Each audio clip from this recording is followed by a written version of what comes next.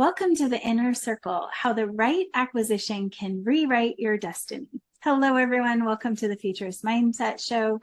My name is Tessa, and I'm here to introduce you to Reagan Rodriguez. Reagan is a futurist who teaches stratosphere wealthy legacy families how to become impact investors. Hi, Reagan. How are you? I'm doing better than I deserve. How about yourself, Tessa? I'm great. I'm excited and it's beautiful out, and I'm excited to learn how we can do the acquisition the right way. Yeah. I think I have a little bit of notes here, and if I need them, but I think we'll be okay. So let me get started and let's talk about something that keeps high potential people kind of spinning their wheels.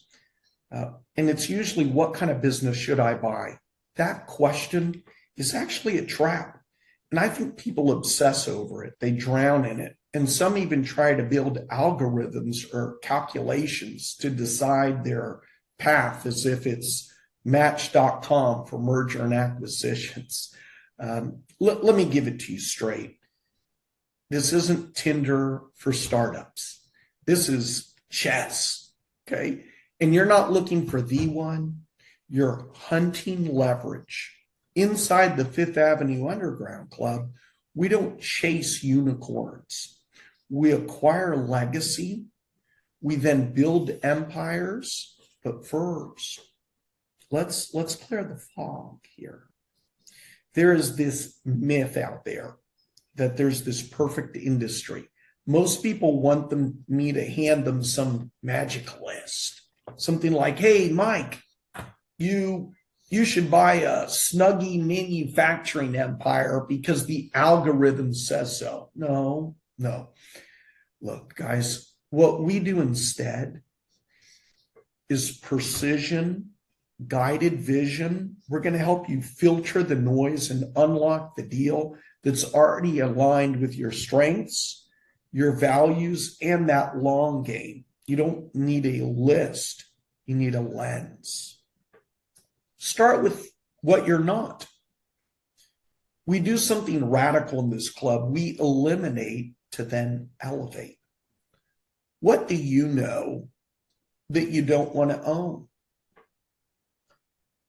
Maybe you don't want to buy a gourmet cheese franchise if dairy makes you sick, literally or metaphorically. Clarity isn't always found in what you chase. It's in what you cut away.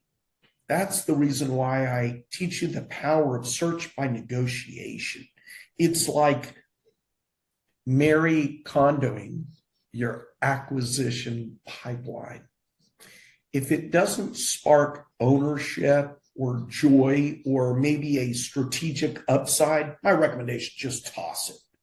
My favorite types of, or maybe I'd say what's an acquisition that is kind of underground gold? Now, I want to be clear. This is the preference that I've helped clients in the past acquire. And it's probably what you want to keep in your war chest. Digital business, high margins, infinite scale, build it once and then forever. You're not running a job here. You're doing digital real estate that prints freedom. No forklifts, no supply chains, and there's no landlord drama. Another might be consumer and home services. It's recession resistant, it's repeatable, and it's grounded in physical demand. Roofing, cleaning, landscaping.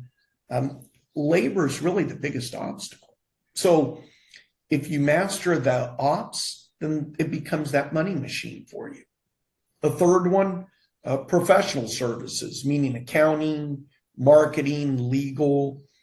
These are what I call cash flow castles. Why do I say that? Because of the pricing power. It's reoccurring revenue. Mm-hmm. You're building trust, you're building relationships, not just a service. And that's hard to replicate. And that is the point. And number 4, some type of a real estate enhanced business. So although I may not like these, this might be something you may want to look at. Car washes, storage, mobile home parks. They're hybrid assets. So it's like brick meets cash flow. Now, I don't want to say they're passive. That's what all the YouTubers out there say. I'd rather say they're powerful because you own the business and then the land that it stands on. I'm going to refer to the 7 deadly deal types, at least for most. Now, here's where it gets spicy. These aren't bad businesses. They're just a bad fit from the way we play the game at the Underground Club. Let me trigger a few sacred cows. Restaurants, emotionally delicious, financially poisonous. Unless you own the whole portfolio, stay hungry elsewhere. Hotels, it's just real estate dressed in chaos. Too many moving parts and too little peace. Any kind of retail storefront, you understand you're buying inventory months in advance. You're then paying rent for walk-ins. And then you're just praying they don't browse and then go buy online, right? Consulting firms. They might be high margins, yeah. But if you disappear, so does the revenue. Mm-hmm. That's true. That's risk. And we don't buy jobs here. Personal brands. Unless you are Disney or Barstool, you're buying a ghost. And ghosts, they don't transfer well. Amazon, FBA, drop shipping. Look, guys, you're not an owner. You are a hostage to Jeff Bezos. It's platform risk, and it's just pricing that algorithm. Dry cleaners. I talked about this last week. Hello, no, toxic remediation lawsuits. I'd rather not buy a chemical time bomb. No thanks. Bottom line, if the risk is asymmetric, i.e., you could lose 1.5 million on a business that you bought for 500,000, then it's probably best you walk away. Mm-hmm. Let me also talk a little bit about the deal box method that I have. This is that final move in your playbook, and I call it the deal box.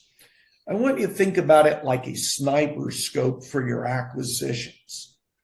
You're going to define what's your perfect sweet spot, as in what that looks like, which industries hit your risk profile and skill set, and then where that upscale is high, upside is high, and downside is limited. This tool is not static. It will evolve with you. Your deal DNA, I've noticed, changes as you grow. The deal box then moves with you. If any part of this talk hit you in the gut, then that's good. That is your intuition, and it's knocking. You've probably known for a while, and now you know you're built for more. Not to build somebody else's empire, but for you to own equity, hold power, and create generational change. At the Fifth Avenue Underground Club is where that shift happens. We don't just sell information. We weaponize it. We don't offer access. We curate alliance. And we're sure as heck don't babysit wannabes. This is for deal makers, wealth engineers, and bold architects of the next economy. And if that's you, and if you're ready to be guided, funded, transformed, then unlock your seat at the table. Because the only thing that is more expensive than inaction is regret. That's it. Right. Well, thank you. It was very helpful to go through those. The industries to stay away from were wonderful as well. It makes sense. And I've written down, as always with Reagan, I write down so many notes. I just have one quick question for you, and then we'll I have a feeling I tell know everyone. what it's going to be. The first one, when I said about digital, I got kind of tongue-tied. No. Oh. Actually, I was curious on the deal box. So we know you mentioned it's kind of your, snipe or scope. So it is how you judge. And just explain that piece again, if you don't mind. Will, because I had 2 meetings earlier today in regards to this, and the way this person had seen somebody on YouTube that said you can buy any business even if you don't know about it, and this person said it was just a little more cautious. This person was very analytical, and she said, "How could I buy a business that I don't know anything about? And what if people then quit on me?" And I said, "Oh, I never said to buy something you don't know anything about." And I think you've heard me say, if you don't know about it, then you better joint venture with somebody that does. So I gave the example, like my friend Fabiola. She knows about gyms and salons, spas. That's what she knows about. What does she know about accounting firms? She doesn't. So what did she do? She met one accountant. Probably by now she may know others, but when I met her, she told me she knew one. Not 10, one. And said to that accountant, "Would you like to help me and own other accounting practices? I can't afford to pay you now, but what we'll do is we'll joint venture together." So it's really this simple. Either it's a business you know about or it's not. If it's not, then you simply joint venture with somebody that is an expert in that field. So as you have mentioned, there's a doggy daycare near where you and Brian used to live in Tennessee. And you mentioned that they're maybe not as organized. They don't have the skill set that you have. They need, right. So they don't have a website. They don't have marketing. That's a business you could acquire at $1 down through seller financing. The owner of that doggy daycare stays there. You help then grow it with your expertise.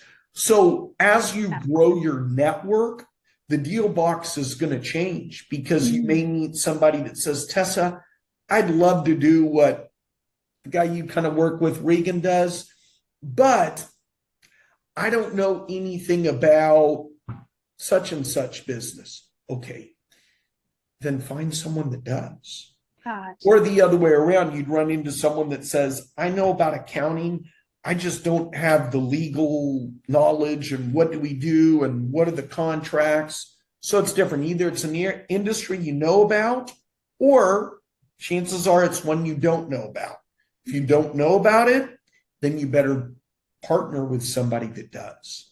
Did that kind of answer the question? Yes, that's perfect. Thank you. That was very helpful.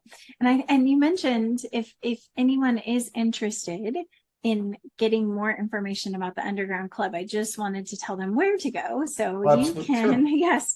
So you can go to Fifth Avenue Capital's website, 5thaavc.com, and click to contact Reagan. You can fill out the form and book a time with Reagan to talk more about it, because it is invitation only. So we will have more information publicly available. For now, you'll have to go through Reagan to find out more about it. But thank you, Reagan, so much, and all the information that you provide to us weekly. If you want to get notifications, you can hit the bell and it will send you updates when we go live. So thank you so much. I appreciate it, Reagan. Yeah, you're quite welcome. And we'll see you next